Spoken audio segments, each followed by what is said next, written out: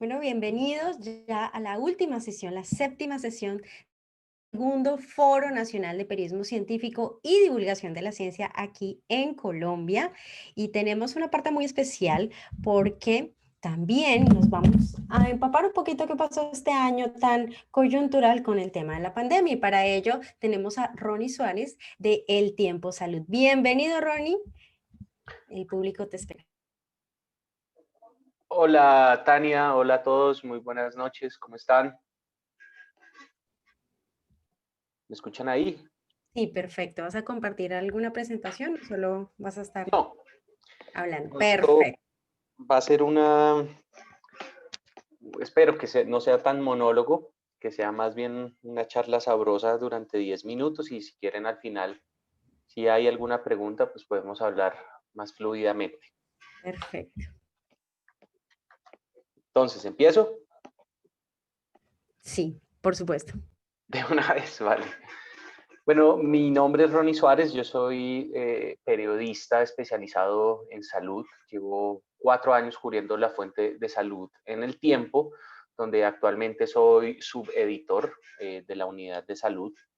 Y como me presentaste, pues digamos que he tenido la fortuna de cubrir la pandemia desde el primer día, esto con todas las implicaciones que vienen al caso en términos profesionales, en términos personales.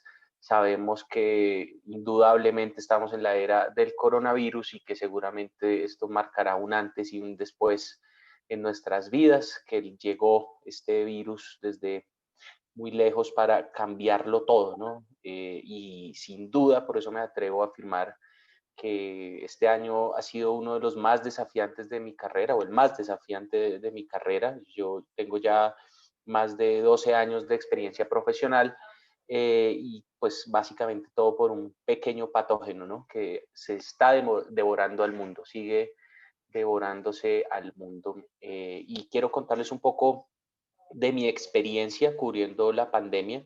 Eh, en realidad el equipo de salud del tiempo somos dos personas, mi jefe que es Carlos Francisco Fernández, el editor de la unidad de salud, y yo, y tengo la fortuna de ser muy buen equipo con él.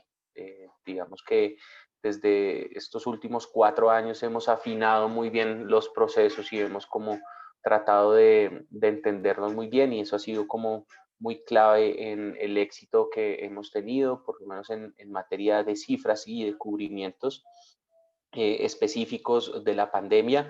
La experiencia con el coronavirus comenzó en enero, al tiempo como todos lo hicimos, escuchando primero los reportes que venían desde China de un virus que el 31 de diciembre, según notificaron a la Organización Mundial de la Salud, estaba siendo, pues digamos, motivo de preocupación. Este virus en cuestión de mes y medio, pues digamos, fue escalando a todos los niveles y pues digamos que eso también de una u otra forma fue copando la agenda informativa no solo del tiempo, sino del planeta entero. Entonces, esta fuente de salud que tenía cierta relevancia, pues ahora sí se tomó los principales titulares del mundo, las portadas de los medios de comunicación, para tratar de entender en primer lugar de qué se trataba este nuevo coronavirus, que ya después le pusieron nombre, el SARS-CoV-2, y después ir midiendo su evolución y ya hacia febrero, hacia finales de febrero, comienzo de marzo, ir preparándonos, ¿no? A nivel nacional para la llegada de este intruso. Y así sucedió el 6 de marzo, desde la Unidad de Salud del Tiempo pudimos contarle al país un primer caso. Un viernes 6 de marzo a las 2:52 de la tarde se publicó en El Tiempo la nota que confirmaba este primer caso en el país. Esto, por supuesto, fue primicia. Salimos primero que el gobierno, salimos primero que, digamos, que los medios oficiales. Digamos que fue motivo de controversia entre colegas, pero nuestro proceso periodístico pues estuvo, digamos, muy bien respaldado. Sabíamos de la magnitud de la noticia que teníamos, sabíamos de lo que podía causar y pues al final logramos salir bien. La noticia sobre el primer caso del nuevo coronavirus en Colombia ha sido una de las más leídas en la historia del tiempo.com. Más de 4 millones de personas ingresaron a ver esa noticia. Y ya con esta nueva realidad del virus en el país, pues empezamos a, digamos, poner en práctica un poco lo que ya veníamos haciendo, las premisas que teníamos desde el oficio del periodismo en salud. Y aquí quiero marcar un poco la diferencia de lo que puede ser el periodismo científico con el periodismo de salud. Hay, digamos, diferencias sustanciales en cuanto al enfoque, los abordajes, incluso las fuentes que tenemos. El periodismo de salud necesita conocimientos que se extienden más allá, digamos, desde del plano científico, y necesita saber, en el caso concreto de Colombia, o se necesita tener conocimientos en política pública, en economía, en administración, porque desde lo que hacemos, ese es todo digamos, el ancho de lo que significa salud en el día a día de nuestro cubrimiento. Con el virus en Colombia, pues empezamos a llamar primero a la calma, intentando con el mayor rigor posible explicar qué estaba sucediendo, cuáles eran los riesgos reales de este coronavirus, y no solo quedándonos en los reportes, pues que digamos que eso es lo que más puede llamar la atención para la audiencia, ¿cierto? Esos primeros reportes de un caso, dos casos, una muerte, dos muertes. Nosotros siempre tratamos de dar información mucho más integral, invitando, por supuesto, al autocuidado, invitando a la calma, a buscar buenas fuentes de información, que yo creo que es una responsabilidad muy marcada que teníamos los periodistas en este momento, los periodistas de salud. Y aquí también vale la anotación de que en el país no hay tantos periodistas de salud como se necesitarían, y eso quedó también demostrado en la pandemia. Los medios de comunicación que tenían o que tienen un periodista de salud, alguien que ya conocía la fuente, pues salieron mucho mejor librados que un medio que simplemente llegó a las carreras a adquirir muchos conceptos, por ejemplo, de infectología, de epidemiología, de salud pública, y cuando hay esas herramientas, digamos, detrás, es mucho más fácil el cubrimiento. En todo caso, desde el tiempo siempre tratamos de marcar ciertas líneas, ciertas, digamos, pilares en nuestro cubrimiento, como les decía, el rigor, digamos, la seriedad, un llamado a evitar siempre el pánico, casi que la agenda de todo el medio de comunicación pasó por nosotros. Entonces casi que nosotros hicimos obligatorio que cada nota que se publicara en el tiempo sobre el nuevo coronavirus en el campo de la salud tuviera una especie de visto bueno o un vistazo. El tiempo es un medio de comunicación que produce mucho volumen de información, y eso pues dificulta ese tipo, digamos, de control, pero lo logramos. Yo creo que en medio de todo no solo contamos lo necesario, sino que fuimos más allá de las cifras, publicamos cerca de 5 especiales multimedia tratando de ponerle análisis, tratando de ponerle historias, rostros, y digamos, yendo más allá de lo que era un simple cubrimiento numérico o cuantitativo de una situación como esta de la pandemia. En medio de todo esto, por supuesto que la visibilidad de nuestro trabajo ganó muchísimo. En mi caso, pues el trabajo que veníamos haciendo desde la unidad de salud tuvo mucha más relevancia hacia afuera, y la gente se quiso enterar también de los contenidos de salud del tiempo y de todos los medios. Así que en lo personal ha sido el cubrimiento pues una experiencia gratificante, he ganado en reconocimiento, siento que se ha valorado mi trabajo, aunque en lo personal, y aquí también digamos tengo que decirlo sí o sí, este cubrimiento pues ha sido de una u otra forma doloroso, podríamos decirlo. Te ha traído buenas noticias y malas noticias, buenas noticias en lo profesional, malas noticias en lo personal. En finales de mayo tuve que cerrar mi negocio, mi restaurante que tenía hace 8 años por cuenta de la cuarentena y pues las deudas acumuladas en medio de esta situación, que sabemos debe analizarse también desde el plano social y económico. Más adelante, el 8 de septiembre, mi abuela falleció por COVID-19. Así que ha sido un año bastante particular, sin duda inolvidable. Yo espero ya que sea el 31 de diciembre para empezar a procesar y hacer balances mucho más justos de lo que ha sido este 2020, pero en todo caso desafiante, como les decía, y aquí la reflexión. Muchas veces desde los medios de comunicación y no alcanzamos a valorar lo que significa nuestro trabajo para los demás, y esta pandemia en medio de muertes y dolor y enfermedad pues ha servido para que el trabajo de los periodistas tenga una relevancia mayor, ¿no? Por lo menos de los periodistas que cubrimos salud. Y en ese sentido es un desafío generar credibilidad en medio de un mar de noticias falsas, es un desafío generar credibilidad en medio de historias fáciles que podrían ser simplemente mortalidad y enfermedad, pero pues que tienen que trascender también desde el plano científico, desde el plano social, desde el plano económico. Así que aquí vamos como todos. No siento que haya sido, pues, o que sea, pues, como un ganador en medio de todo esto. Vamos aprendiendo, todos tenemos que aprender aún de esto que nos está pasando y, por supuesto, falta mucho y ya, esa puede ser como la experiencia que he tenido en estos 265 días de pandemia exactamente en Colombia, desde el primer caso el 6 de marzo, pero sin duda desde enero, desde mediados de enero, el 16 de enero se publicó la primera nota sobre el coronavirus en El Tiempo y pues obviamente ese día marcó un antes y un después frente a lo que ha sido este cubrimiento. Así que gracias, invitados por favor a que si tienen alguna pregunta, algún comentario, con mucho gusto intentaré responderlo.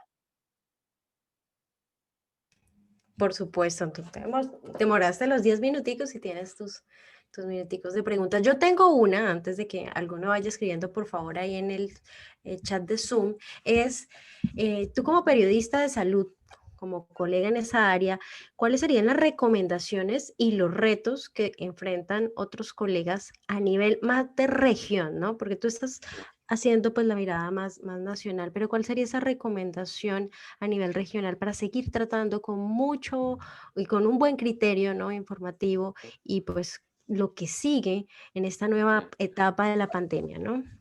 Sí, bueno, sabemos que el acceso a la información no es del todo fácil, ¿cierto? Que generalmente estamos expuestos a cifras nacionales y el reporte que vemos todos los días a través de los canales oficiales simplemente habla de cifras generales. La invitación ahí es a empaparse a esos sitios que han creado las distintas entidades territoriales para seguir la pandemia, casi que por obligación. Cada departamento, cada municipio, pues digamos, de considerable densidad poblacional, han creado estos sitios donde se les va haciendo un seguimiento a los principales indicadores y ese es el otro punto y es saber elegir muy bien los indicadores a la hora de cubrir la pandemia. Eh, es mejor hablar de tendencias y no de datos, digamos, nuevos. Es mejor hablar de indicadores fiables y no de algunos que puedan ser, digamos, volátiles. Y en ese sentido, por ejemplo, las muertes por fecha de ocurrencia, los datos de, por ejemplo, el número reproductivo del virus, saber muy bien, digamos, el momento epidemiológico de cada región, pues nos va a ayudar mucho, ¿no? Eso obliga, por supuesto, a estar muy cerquita de las fuentes oficiales, pero creo que también nos obliga a estar muy cerca de los expertos. Y una de las premisas que siempre tenemos en El Tiempo es que en salud hablan los expertos y nosotros podemos tener conocimientos, pero sin duda siempre va a haber un experto dispuesto a darnos la mano con sus conceptos. Exactamente. Y el gran trabajo que ustedes están realizando desde la redacción y por supuesto con el doctor Carlos Fernández, quien no nos pudo acompañar en esta ocasión, pero que siempre está pues apoyándonos en todos los procesos de las actividades también de la asociación. Muchísimas gracias, Ronnie. Y ahora vamos a continuar con José Antonio Rondón, periodista y director de tecnología de TI en línea. Bienvenido, José Antonio, ¿estás ahí? El público es tuyo. Claro que sí. Hola, ¿cómo estás? ¿Listo? Si Bueno, tienes presentación, puedes compartirla y tienes 15 minutos. pues muy bien. En primer lugar, bueno, quiero dar las gracias por esta linda oportunidad de poder expresar mi experiencia, que ha sido a través del periodismo independiente, de lo que he hecho.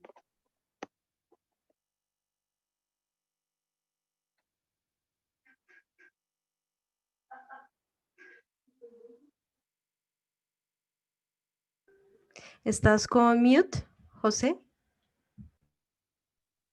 Ahora sí, creo que nos escuchamos. ¿Me escuchan? ¿Me Sí, escuchan? sí, Ok. sí, sí, te escuchamos. Bueno, muy bien. Quiero dar las gracias por la oportunidad maravillosa de estar con ustedes en esta noche. Y, y bueno, quiero contarles mi experiencia, que es una experiencia que he venido recorriendo durante algunos años. Y quiero contarles esta experiencia no porque por ningún tema de vanidad, sino porque definitivamente es la más cercana que tengo. Y para comenzar, yo quiero pues adentrarme hacia el periodismo de tecnología y ciencia a través de la siguiente frase. Dice, la divulgación científica tiene éxito, sí, de entrada, no hace más que encender la chispa del asombro. Esta frase se le atribuye a Carl Sagan y esa frase realmente pues me llena porque es una oportunidad de entender que nosotros, lo que escribimos, lo que hacemos a través de nuestros medios, en el caso nuestro de información tecnológica en línea, itenlinea.com, pues lo que tratamos es de inspirar a la gente, de producir esa chispa de asombro y de obviamente llenarles del deseo de seguir adelante y de conocer más. Y es que he podido sentir ese maravilloso asombro, no solo por el conocimiento que se tiene cada vez que se desarrolla un artículo, que fluye a borbollones a través de esta linda profesión de ser periodista, sino porque desde muy joven, cuando empecé a escribir en el diario El Espectador, en un medio para jóvenes y luego en un medio para niños, niñas y niños, pues empecé a entender que este oficio que fluye por mis venas tiene una oportunidad maravillosa de hacer muchas cosas creativas y de ayudarle a las personas a encontrar un conocimiento apropiado, sobre todo en esta época de pandemia. Y es que nosotros no imaginábamos que la digitalización llegara tan pronto. O siempre, al contrario, hemos pensado también que tenía que llegar algo que transformara a las personas y les diera un mundo digital más rápidamente. Sin embargo, no creíamos que iba a ser un tema de pandemia, un tema de salud pública y un tema que obviamente podría afectar tanto no solo localmente a los países, sino a todo el mundo. Así que bueno, llegó y es un momento para empezar a construir hacia el cambio, porque a pesar de las circunstancias que son muy difíciles para muchas personas, pues es necesario enfrentarlas con mucho deseo de superarlas y de hacer de que todo lo que hagamos pues pueda tener una renovación y unas nuevas maneras de ver la vida, ¿no? Y es que también a través de esta pandemia ha acuñado una frase y esa frase nos dice, cuando descubres la posibilidad que tienes para ayudar a otros, pues la vida realmente cobra sentido. Y esta profesión tan maravillosa y todo lo que hacemos en el campo del periodismo científico y tecnológico, pues tiene que llevarnos a entender que hoy es la oportunidad para ayudar a las personas, para permitirles conocer más cosas.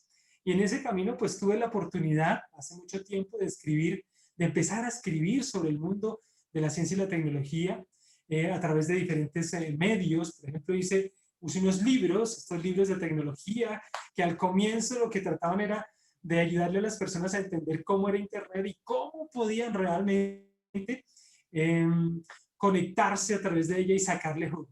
Y eso, pues obviamente nos empezó a dar la experiencia necesaria para encontrar ese camino de ayudar a las personas a través de escribir lo que hacemos en periodismo tecnológico.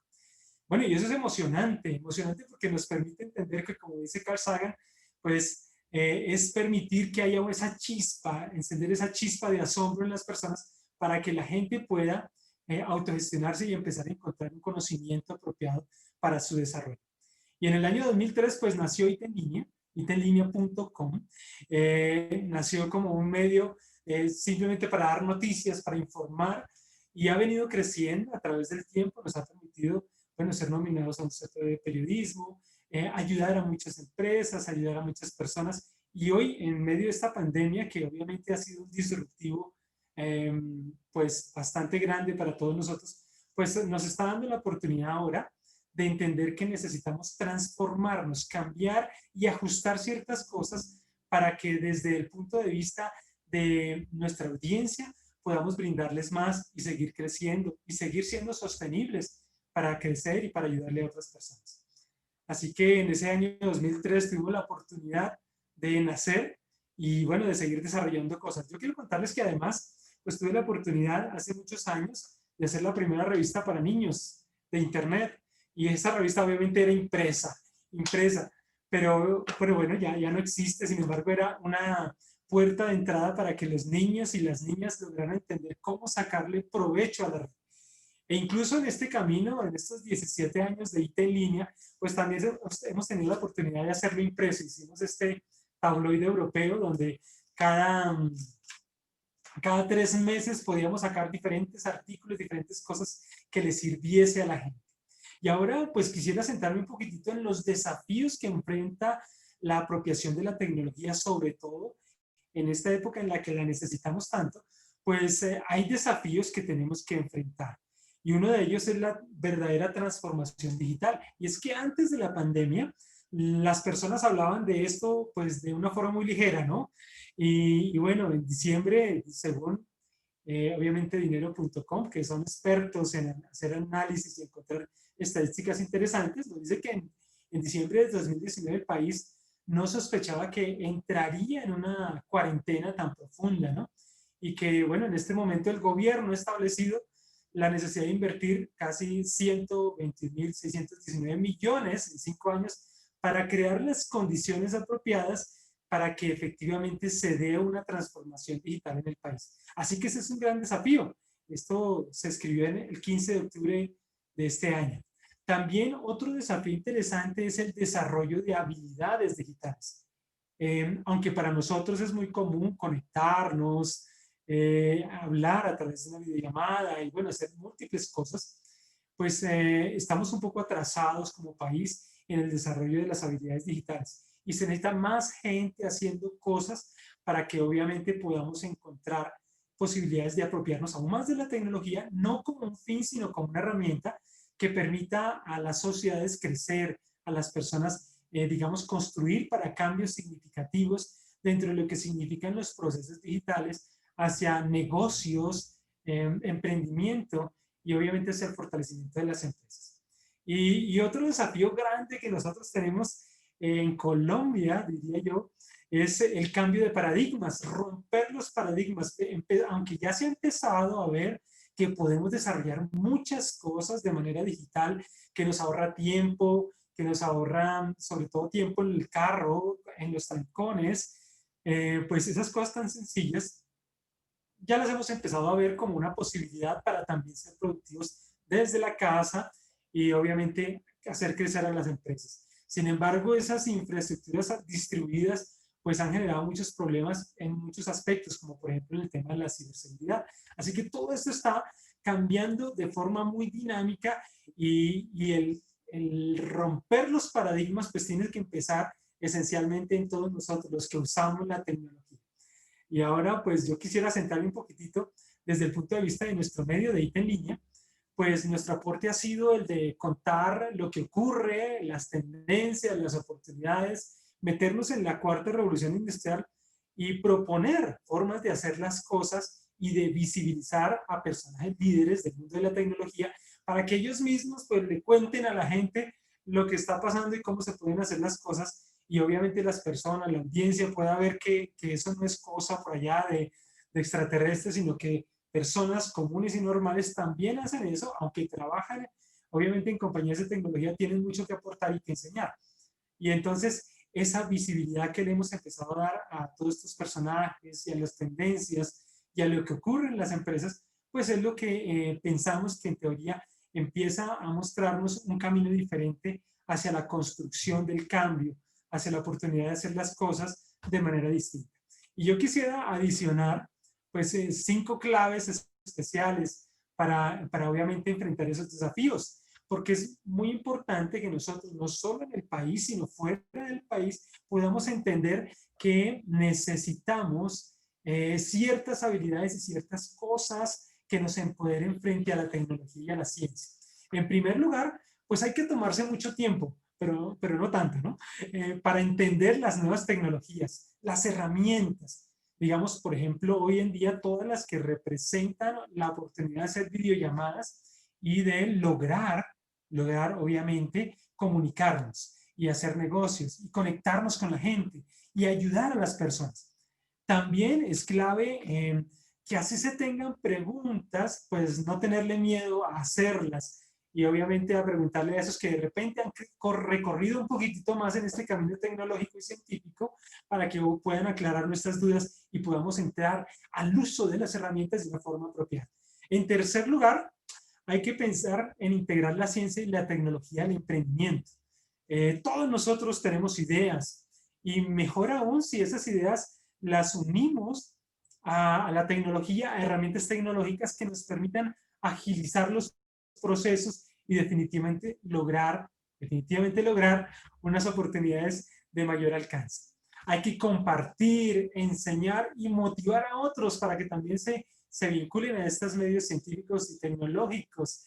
Y adicionalmente es muy importante, porque nuestro país adolece de eso, es que necesitamos subir nuestros niveles de inglés para que obviamente el apropiarnos de otro idioma nos permita adentrarnos en todos estos ámbitos de la tecnología y la ciencia que tienen muchísimo que aprender en este idioma.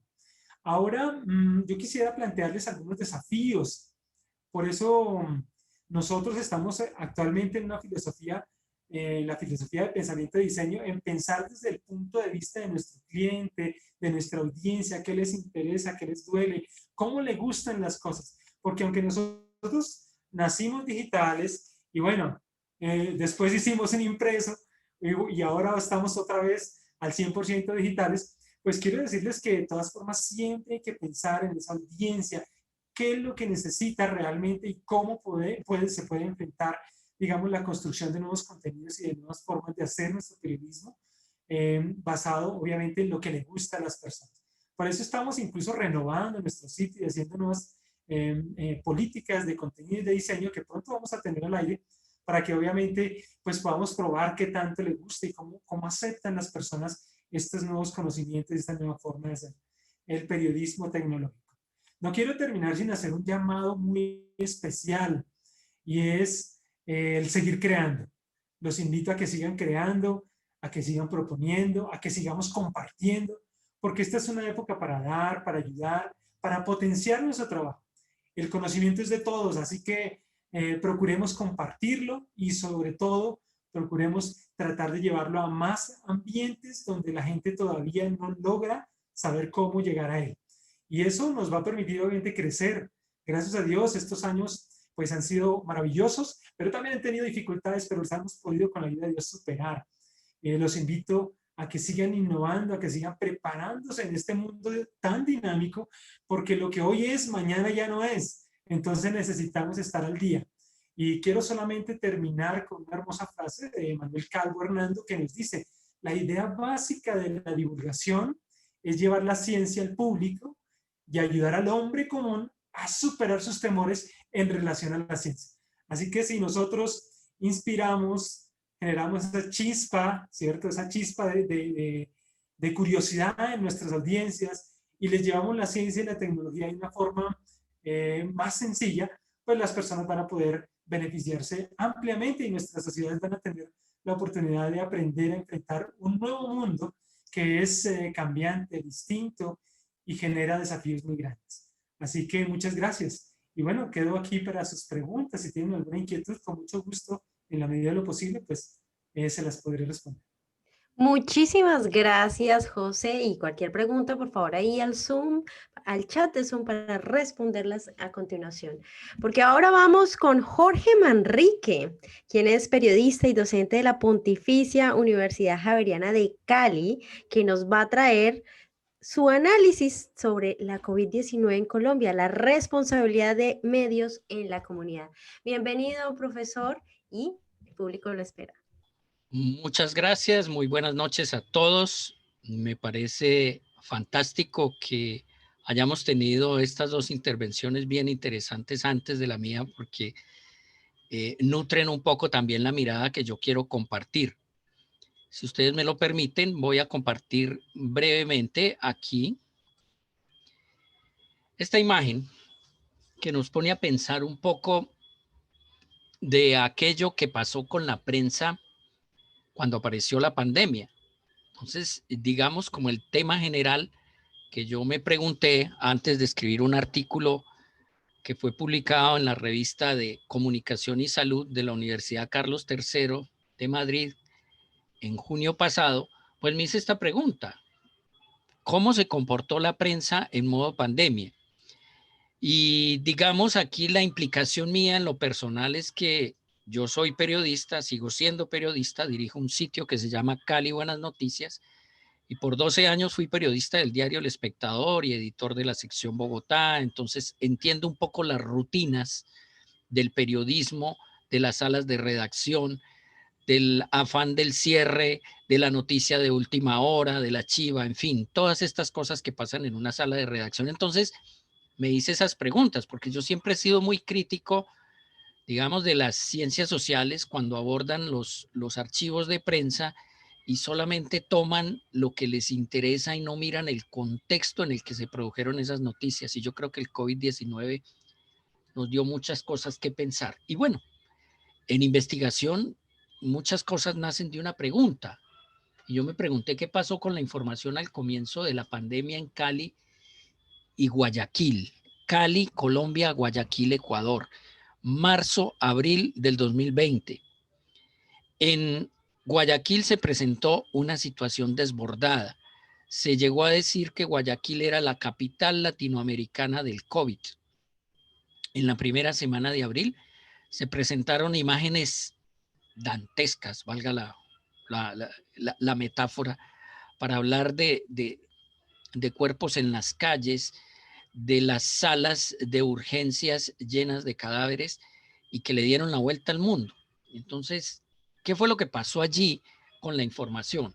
Entonces, hay varias posibilidades. Esto es como un jueguito, como una trivia. ¿Los medios privilegiaron el interés general? No sé. ¿Hubo información contextualizada? ¿Se consultaron y contrastaron todas las fuentes para que la gente supiera qué es lo que estaba pasando? Y yo me fui como periodista, eso lo decía también un gran periodista norteamericano, Guy Tales, que digamos el combustible y el punto de partida de uno como periodista es la curiosidad. Y yo dije, yo pienso que al periodismo también lo enfermó la COVID. Entonces me devolví en el tiempo y me fui hasta los cronistas de Indias y descubrí que en 1492, no solamente en las crónicas, sino también en artículos científicos que se han publicado, pues está documentada la primera pandemia que nos trajeron los españoles. Fue en el segundo viaje de Colón. Colón y sus 17 barcos que en 1493 lo acompañaban, hicieron una parada técnica en Islas Canarias y allí embarcaron 6 cerdas para traer a América. Parece que el primer tipo de contagio de un virus parecido al que hoy nos afecta fue transmitido a través de estos animales que llegaron a América. No solamente trajeron cerdos, sino también trajeron caballos, trajeron plantas y el impacto medioambiental fue muy grande porque América estuvo aislada de Euroasia por miles de años y no teníamos contacto con gentes de otras partes. Y claro, llega el mal llamado descubrimiento y allí pues se presenta la primera pandemia. Y está documentado en el artículo que escribí que precisamente afectó más a los indígenas. ¿Qué descubrimos nosotros? establecimos que el COVID-19, enfocado únicamente en los datos de la pandemia, no contribuyó a que los ciudadanos asimilaran el riesgo de la enfermedad y que mantuvieran estilos de vida que hicieron que el número de contagios creciera en forma exponencial tanto en Ecuador, en Guayaquil, como en Cali, Colombia. Traigo esta fotografía porque me pareció muy curiosa. En mi búsqueda encontré en 1918 en el diario El Relator de Cali este aviso. Dice: las píldoras radicales, remedio seguro para prevenir y atacar la gripa. El mundo estaba afrontando la mal llamada gripa española. Se llamó gripa española porque fueron los medios españoles los que realmente la informaron, la documentaron, pero la enfermedad surgió fue en las tropas norteamericanas. No era ninguna gripa española. Sencillamente, repito, tomó ese nombre fue porque la prensa en su momento le dio mucho despliegue a lo que estaba pasando en Europa con esta enfermedad. Llegó a Colombia, hizo estragos en Colombia. En el Valle del Cauca, el Valle del Cauca fue una de las regiones más afectadas. Entonces aparecieron estos milagros, estos remedios milagrosos, y las píldoras radicales tenían ese nombre, era porque estábamos gobernados por gobiernos conservadores desde Núñez prácticamente, y entonces los liberales no encontraban cómo sacarse digamos, cómo enfrentar esa situación, y aprovechaban cualquier circunstancia, en este caso la gripa española, para ponerle este nombre a unas píldoras que se vendían aquí en el Valle del Cauca. Pues había que inventarse un método para analizar la prensa entre marzo y abril de 2020. Entonces ese método se llama método histórico discursivo, en el que vemos dos cosas. Uno, aquello que los periódicos consideraban que la gente debería saber. Y dos, la forma como lo contaron. Entonces, combinando esas dos cosas, pues pudimos darnos cuenta, y hasta aquí comparto pantalla para ya seguir hablando tranquilamente. Digamos que hasta ahí el método planteaba eso. Entonces analizamos 353 artículos entre el diario El País de Cali y el diario El Expreso de Guayaquil. En esos artículos examinamos cuáles fueron los personajes más reseñados, cuáles fueron las instituciones más mencionadas, cuáles fueron las controversias que se plantearon durante esos meses y que se reflejaron en los periódicos. Esto para entender un poco las sociedades donde estaba pasando la pandemia, porque la pandemia no es solamente un hecho clínico, es un hecho social. Y allí, digamos, es donde la ciencia y donde los científicos sociales tienen que hacer mucho más énfasis. Tratar de entender qué es lo que nos está pasando como sociedad desde la perspectiva de esta enfermedad que está afectando a todo el mundo. Entonces nos dimos cuenta que para los periódicos, en primera instancia, fueron más importantes los casos. Entonces generaron alrededor de la aparición de los casos, pues toda una nube de información que, digamos, me lo comentaba un colega de aquí del Valle del Cauca que estuvo en la ciudad de Buga en esos días.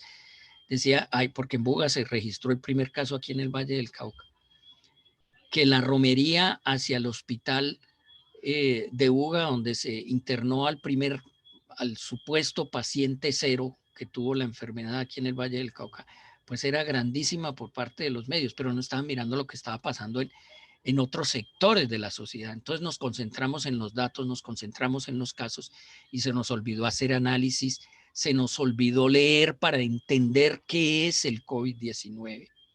Entonces, ahí hubo, digamos, como un desgaste enorme en cuanto a que el discurso sobre la pandemia se orientó mucho hacia lo fáctico, hacia lo que pasaba. Y me decía otro colega, Norbey Quevedo, me decía, lo que pasa también es que los medios hicieron de esto también como una especie de, digamos, como de nicho informativo que les aseguraba cierta audiencia. Bueno, otro periodista francés, Jacques Courty, me decía, lo que pasó también, bueno, yo hablé con muchos periodistas, como ustedes se pueden dar cuenta, para escribir ese artículo. Y me decía, mira, lo que pasa es que también el COVID terminó enfermando al periodismo porque ya no pudimos hacer reportería, ya no podíamos salir a las calles, ya no podíamos hacer lo que hace un periodista. O sea, los periodistas estamos es para estar en la calle, para estar detrás de la noticia, pero las restricciones de movilidad y las restricciones sanitarias pues no nos permitían hacer ese trabajo. Entonces, ¿qué pasó? El gran protagonismo se lo llevaron las agencias de comunicaciones, las oficinas de comunicaciones del Ministerio de Salud, de cuánta institución y de cuánta entidad tenía que ver con el tema. Entonces, el periodismo lo único que hacía era recibir y transmitir, recibir y transmitir. Muchas veces no analizamos, muchas veces nos quedamos simplemente como en la cifra, en el dato, pero no tratábamos de entender por qué esto y por qué lo otro. Entonces, digamos que entre las conclusiones de ese trabajo, ahí no es que sea una crítica a los medios, sino que es que los medios sencillamente son como son por las sociedades que los originan. Y cuando hablábamos, por ejemplo, del Expreso de Ecuador, veíamos que ¿por qué el protagonista de 2 minutos. la alcaldesa, sí, gracias, de la alcaldesa de Guayaquil? Porque los medios le dieron mucho vuelo al conflicto que tenía con el gobierno central. ¿Por qué tanto protagonismo del alcalde de Cali? Porque necesitaba él como médico también dar un mensaje, salir a la calle, regañar a la gente porque transitaba, en fin. El reto de aquí en adelante es que ojalá estos acontecimientos como el COVID-19 lo veamos de manera multidisciplinar. O sea, no solamente desde lo que informamos y consumimos, sino también desde todas las posibles miradas que pueda tener. Digamos, esa fue la experiencia con el COVID. Realicé un segundo artículo sobre el segundo round del tema, que fue la corrupción. De la emergencia pasamos a la corrupción. Entonces, ese artículo también está en revisión en este momento. Esa fue, digamos, como la producción mía este año con respecto al COVID.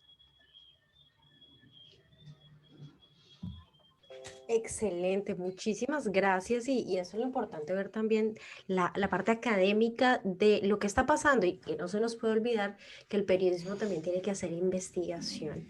Muchas gracias, profesor, y vamos ahora con Vicky Flechas, que ella es parte de la iniciativa de Ciencia Café para su merced. Bienvenida, Vicky, y el público es tuyo.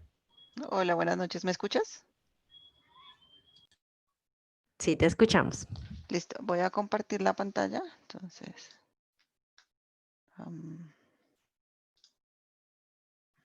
¿ya la ves? Sí. Ok. Entonces, buenas noches a todos. Entonces, mi nombre es Vicky Flechas y yo soy bióloga y soy doctora en ciencias biológicas, no soy periodista, pero venía a hablarles un poquito de la iniciativa que tenemos con otros colegas que se llama Ciencia Café para su merced, que de pronto algunos la han escuchado, otros han participado. Por ejemplo, Ronnie participó en uno de nuestros cafés. Y otra iniciativa que tenemos, Sumersaurio Kids, pues ya dirigida más a un público infantil. Entonces, digamos que nosotros vimos la problemática que tenemos como contacto de la academia con la ciudadanía, ¿cierto? No nos podemos comunicar muy bien porque nosotros manejamos los científicos, manejamos un lenguaje técnico y no sabemos en realidad cómo comunicar esto a la ciudadanía y que la ciudadanía vea en realidad cuál es el impacto, qué es lo bueno de esta ciencia que está haciendo, para qué sirve, pues que en realidad tenga un impacto lo que estamos haciendo, porque simplemente quedarse en un artículo científico que solo el colega mío que trabaja exactamente en lo mismo que yo trabajo es el único que lo va a entender. Entonces esa no es la idea es que podamos comunicar esa ciencia que hacemos a un público más general y que se vea de verdad el impacto. Es más, la gente paga impuestos y los impuestos financian la ciencia, digamos, en algunos casos, entonces es importante que la gente vea además en qué va su plática, ¿cierto? Entonces, nosotros somos un grupo de amigos, en realidad, y probablemente de pronto han visto a Carlos, que es el líder de la iniciativa, y nosotros todos nos conocemos hace mucho tiempo. Yo lo conozco a él hace por lo menos 20 años y nos unimos porque vimos esta necesidad que hay de comunicar la ciencia. Entonces nos pusimos a pensar qué hacíamos. Bueno, al final terminamos con esta cosa de ciencia café para su merced. Acá la mayoría somos biólogos, la mayoría trabajamos con ranas. Está Carolina Guarnizo, que es la diseñadora y la que nos ayuda con toda la propaganda, pues. Kate no es científica, pero es súper entusiasta de la ciencia. Entonces es un grupo que es diverso y en general, pues ninguno es periodista, todos somos científicos en su mayoría. Pero igual nos unimos porque vimos esa necesidad. Entonces, ¿cómo empezó? Para mostrarles un poco, necesitábamos una imagen, ¿cierto? Entonces, por ejemplo, Carlos empezó a pensar, bueno, ¿qué ponemos? Y todos estudiamos ranas. Entonces, no, pues una rana, pongámosle la rana enruanada o algo así, pero eso como que no tenía mucha acogida. La hermana, y después hablando con ella, que es diseñadora, decía, pues algo que la gente en realidad asocie con ciencia, apenas lo vea, ¿no? Un animal, algo que la gente de una vez diga, sí, esto tiene que ver con ciencia. Entonces decidimos utilizar los dinosaurios, pues porque igual sin los paleontólogos nunca hubiéramos sabido cómo es un dinosaurio, ¿cierto? Entonces esto da una idea y la imagen es muy bonita, y además para que fuera con el su merced, pues le pusimos un sombrerito boyacense. Entonces digamos que esto quedó nuestra imagen de la iniciativa. A veces uno piensa que para hacer esto, ¿cierto? Necesitamos como grandes equipos y estudios y cosas muy sofisticadas. Y no, al principio como empezamos y como seguimos, digamos, esto es Carlos en su casa, por ejemplo, hizo un green screen para poder hacer los videos y simplemente es una tela verde y ya empezamos con las cámaras de los celulares. Después fuimos aplicando a becas y ya tenemos pues unos equipos mucho mejores para mejorar la calidad también de los videos, pero digamos que la idea es como tener las ganas de hacerlo y no frenarse porque uno no tiene pues el estudio para hacer la grabación. Entonces, la idea de Ciencia Su Merced es que queremos ponerle cara a los científicos y que la gente escuche de los científicos qué es lo que ellos hacen y cuál es el impacto, cuál es lo bueno, qué es lo extraño, qué son las cosas raras que les pasan. Entonces, acá la idea es que ni Carlos, ni yo, ni ninguno del equipo traduce lo que hace el científico. El científico mismo cuenta al público qué es lo que hace.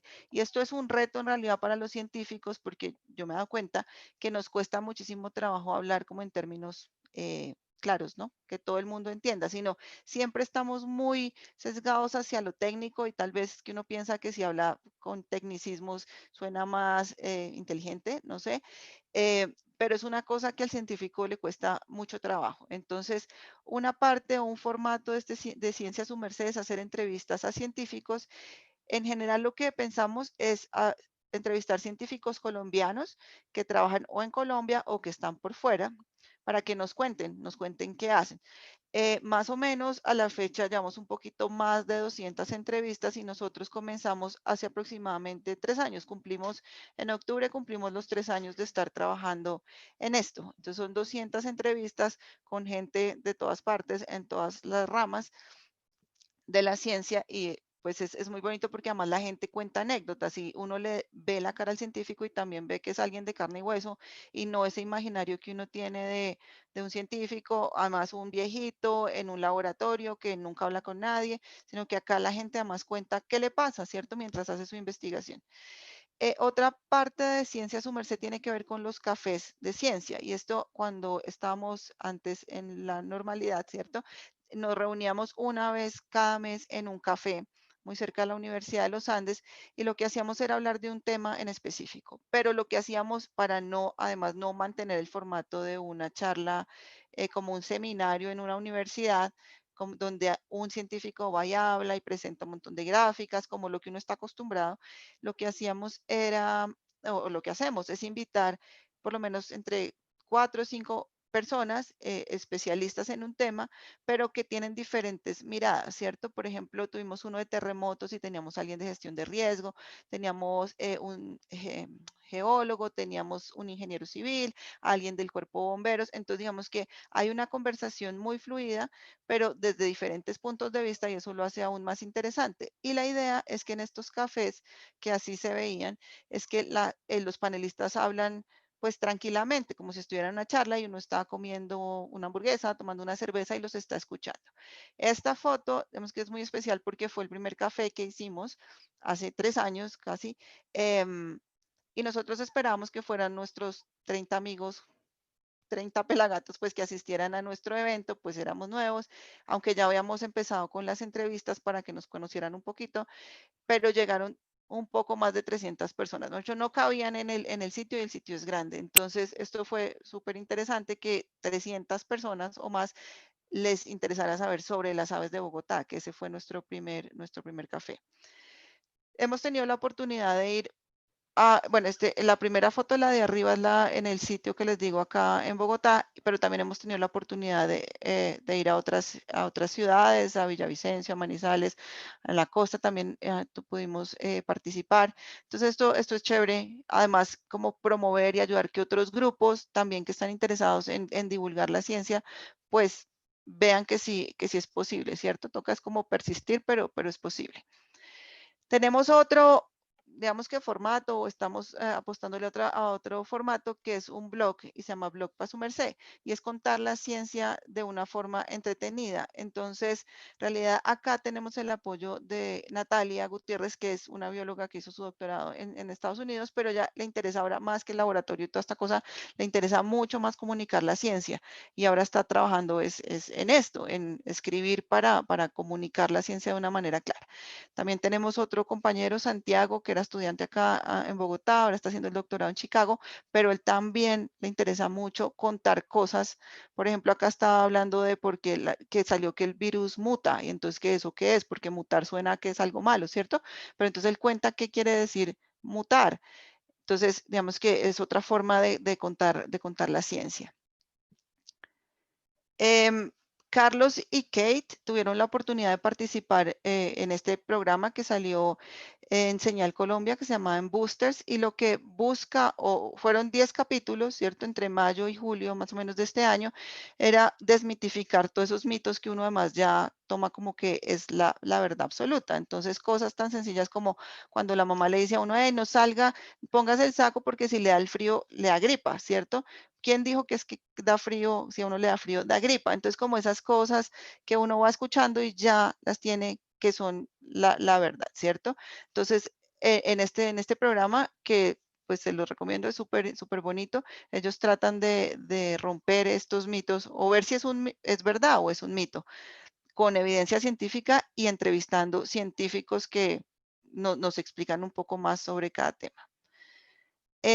La última, o lo último en lo que estamos trabajando es Sumersaurio Kids, que es un canal en YouTube que tenemos y más o menos salió hace 3 meses. Lo que tratamos, esto vaya enfocado a un público infantil, niños los más pequeños pues de la casa, y la idea es que así suene pues chistoso, pero pues sí son el futuro. Es que uno dice, los niños el futuro, pero sí son el futuro y lo que necesitamos es como motivarlos y despertar, aunque ellos son curiosos eh, por naturaleza, pero tratar de que ellos sigan con esta curiosidad, ¿cierto? Entonces lo que hacemos con Sumersaurio Kids es explicar un fenómeno o un concepto, pues en términos muy claros, pero después de explicar esto, lo que queremos o lo que hacemos es hacer experimentos con cosas que uno tiene en la casa, súper sencillo, tratar de ver y que los niños sean los que hacen el experimento para que ellos se ensucien las manos y además haciéndolo es que van a aprender. Entonces, una cosa como que aprendan jugando. Digamos, en este caso, esta es mi hija, que es nuestra mini científica, y con ella hace el experimento y ella explica cuáles son los materiales. Y esto es como otra cosa diferente a lo que normalmente vemos, que es un científico explicando el experimento, haciendo el experimento y todo es una persona adulta. Entonces acá solo se explica el fenómeno o el concepto y después se hacen 2 o 3 experiencias para explicar un poquito y para que los niños puedan ver qué es lo que pasa, ¿cierto? Entonces, esto también surgió, digamos que han hablado antes de todo este tema de la pandemia, esto también surgió acá en mi casa, donde yo ya no sabía mucho qué hacer y estábamos haciendo muchos experimentos con ellas, con mis hijas, porque pues era una forma de divertirnos. Y hablando con Carlos, pues dijimos, no, pues ¿por qué no aprovechamos esto que también es muy bonito y lo podemos poner en un canal para que los niños sigan y hagan ciencia y jueguen de una vez? Lo que se me olvidó decirles es que a pesar de la pandemia seguimos con estos cafés de ciencia ahora virtuales, pero seguimos reuniéndonos el primer miércoles de cada mes a hablar de un tema X particular.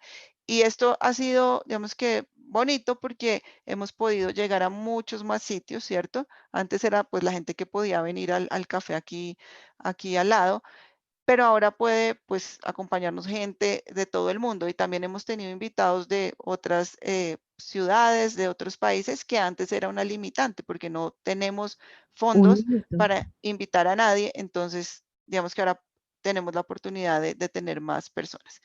Y ya, eso era lo que les quería contar. Entonces, si no nos conocen, pues nos pueden seguir en nuestras redes. Ahí tenemos videos. Pronto, en 1 o 2 semanas, vamos a tener otro café hablando de desastres, de huracanes. Entonces, ahí les dejo.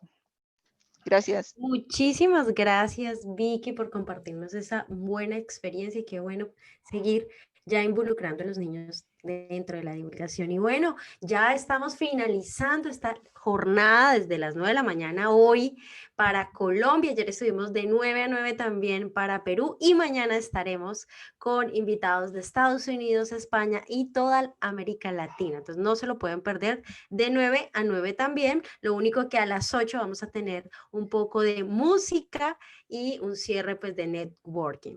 Ahora le quiero dar las palabras a Jimena Serrano, quien es la presidenta de nuestra asociación y que por supuesto también gracias a todas estas iniciativas hizo un gran labor, podemos hacer esto posible. Muchas gracias. Dale, Jimena. Bueno, pues muchísimas gracias, Tania, por todo este esfuerzo. Gracias a todos los participantes que estuvieron enlazados todo el día, quienes hicieron sus presentaciones maravillosas. Yo la verdad estoy feliz porque estoy segura que si hace unos años hubiésemos hecho esta convocatoria no habríamos tenido tanta participación. Me encanta la representación de las regiones porque vemos cómo se descentraliza todo este tema del periodismo científico y de la comunicación de la ciencia. Así que este es un espacio pensado y diseñado para ustedes. Desde la asociación hemos tenido este objetivo siempre de abrir este espacio donde nos reconocemos, pero también compartimos experiencias, iniciativas, y son esas reflexiones que nos hacen crecer. Así que, pues, a todos mil gracias y nos vemos mañana con toda la programación de Latinoamérica. Por supuesto, ya dando cerrado, antes de irnos, Jimena, ¿cómo le decimos a todos los que quieran ingresar a la asociación y ser parte de nosotros? Cuéntanos. Pero por supuesto, nosotros tenemos las puertas abiertas para todos. Simplemente pueden mandar un correo a mi correo personal que a veces es más rápido, jimenaserrano@naturavision.com o entrando a la página de la acpc.com.co.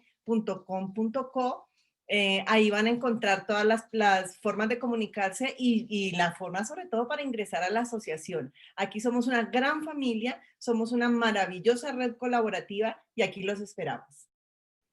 Así es, muchísimas gracias y recuerden, este fue el segundo Foro Nacional de Periodismo Científico y Divulgación en Colombia. Mañana nos vemos para toda la sección de Latinoamérica. Hasta luego.